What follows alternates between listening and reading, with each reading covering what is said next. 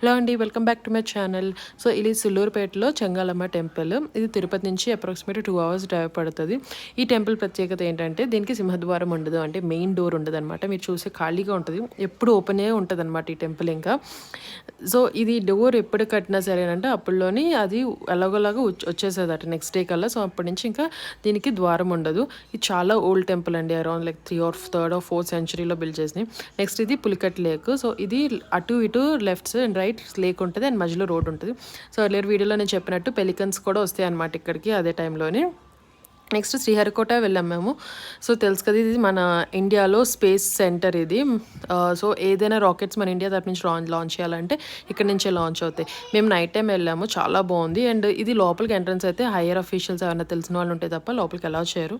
So రిటర్న్లో మేము శ్రీకాళహస్తి కూడా చూసుకున్నాము. సో నైట్ టైం మేము చాలా కలర్స్ చాలా బాగుంది శివపార్వతులు అని చెప్పేసి ఒక ఫోటో తీసాం.